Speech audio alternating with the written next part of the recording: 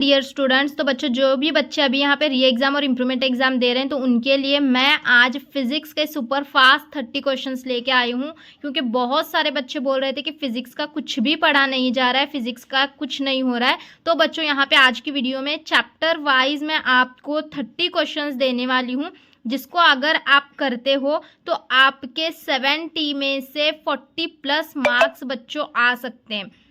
लेकिन इन सब क्वेश्चंस को आपको अच्छा परफेक्ट करना होगा। ठीक है बच्चों, बहुत ही कम क्वेश्चंस है, सिर्फ और सिर्फ 30 क्वेश्चंस मैं देने वाली हूँ।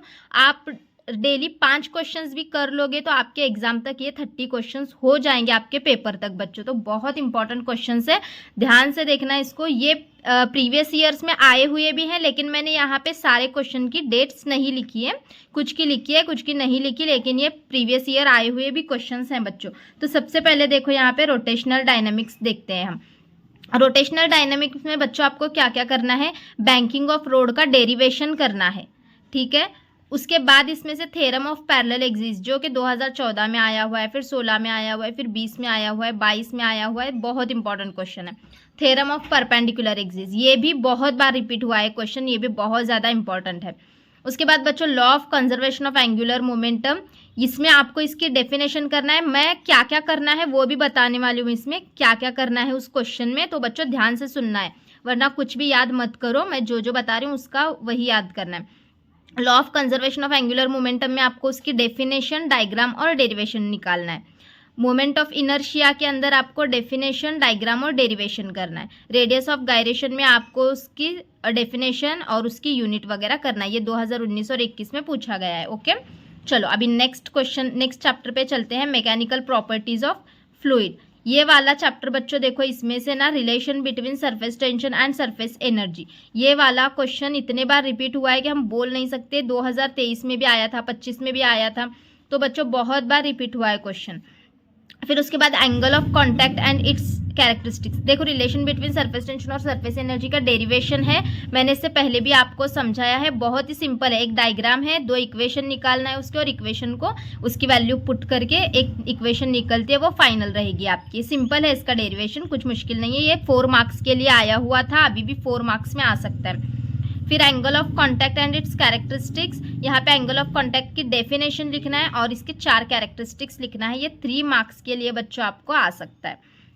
उसके बाद देखो यहाँ पे next, derive an expression for excess pressure inside a liquid drop, इसको लैप्लास लॉ भी बोलते हैं हम। क्या है? Laplace law. तो ये वाला क्वेश्चन बच्चों 4 मार्क्स के लिए, ये भी बहुत बार आया हुआ है, फिर से आ सकता है, तो इसको करना है। और उसके बाद देखो डिफाइन सरफेस टेंशन और सरफेस एनर्जी, इसमें ना बच्चों आपको डेफिनेशंस और इनके एसआई यूनिट करना है। सरफेस टेंशन की डेफिनेशन, उसकी एसआई यूनिट, उसके डायमेंशंस, और सरफेस एनर्जी के भी डायग्राम है, उसकी डेफिनेशन और एसआई यूनिट इसकी करना है आपको। 2-2 मार्क्स के लिए, ये 2 मार्क्स के लिए अलग आएगा, ये 2 मार्क्स के लिए अलग से आएगा। उसके बाद देखो नेक्स्ट केटीजी, मतलब कि काइनेटिक थ्योरी ऑफ गैसेस, तो यहाँ पे बॉयल्स लॉ, इसके अंदर आपको इसका डेरिवेशन निकालना है। क्या निकालना है? इसका बॉयल्स लॉ का डेरिवेशन आपको लिखना है। बॉयल्स लॉ का डेरिवेशन 3 मार्क्स के लिए है ये बच्चों। ओके, उसके बाद देखो स्टीफन बोल्ट्जमैन लॉ में आपको क्या करना है, इसकी डेफिनेशन लिखना है, मतलब कि स्टेटमेंट है डार्क ब्लैक कलर में, फिर उसकी डायग्राम है और उसका थोड़ा सा एक छोटा एक्सप्रेशन है, वो लिखना है आपको। ये भी 3 मार्क्स के लिए है। आरएमएस वेलोसिटी, ये क्वेश्चन देखो, ये भी क्वेश्चन मोस्ट इंपॉर्टेंट है। RMS velocity of gas molecule directly proportional to square of temperature, तो ये शो करना है आपको, प्रूव करना है, वहाँ पे शो करना है 3 मार्क्स के लिए। मेयर्स रिलेशन, ये 4 मार्क्स के लिए बहुत बार क्वेश्चन आ चुका है। और फेरिस ब्लैक बॉडी, ये 3 मार्क्स के लिए है, जो कि मोस्ट इंपॉर्टेंट है। ओके, तो ये हो गए। अभी चलो नेक्स्ट देखते हैं। उसके बाद बच्चों अभी ये देखो थर्मोडायनेमिक्स। थर्मोडायनेमिक्स में बच्चों law of thermodynamics, law of thermodynamics, ये क्वेश्चन 2015 में आया हुआ है, 20 में आया हुआ है, 23 में आया हुआ है, अभी भी आ सकता है। तो इसमें लॉ ऑफ थर्मोडायनेमिक्स में थर्मोडायनेमिक का फर्स्ट लॉ, 0th लॉ और सेकेंड लॉ, ये 3 लॉ करना है इसके अंदर आपको। छोटे छोटे हैं, मुश्किल नहीं है कुछ। उसके बाद आइसोथर्मल प्रोसेस की डेफिनेशन, डायग्राम, उसका एक्सप्रेशन करना है, जो कि 2023 में आया हुआ है, 20 में आया हुआ है, 21 में आया हुआ है बच्चों। उसके बाद पीवी डायग्राम सबके करना है, आइसोथर्मल के, आइसोबैरिक के, आइसोकोरिक के, रिवर्सिबल, इरिवर्सिबल, सबके पीवी डायग्राम्स आपको करके जाना है, जो कि 2023 और 2024 में आए हुए हैं। कोई भी एक पीवी डायग्राम आपको बनाने के लिए बोलेगा। उसके बाद रिवर्सिबल एंड इरिवर्सिबल प्रोसेस, इसमें का आपको डिफरेंस करना है, ठीक है। ये 2 मार्क्स के लिए है, डिस्टिंग्विश रिवर्सिबल और इरिवर्सिबल प्रोसेस में का। ओके, चलो अभी नेक्स्ट चैप्टर है हमारा ऑसिलेशन। ये भी बहुत इंपॉर्टेंट है बच्चों, बहुत मतलब बहुत इंपॉर्टेंट है। तो इसमें से देखो आपको क्या क्या करना है।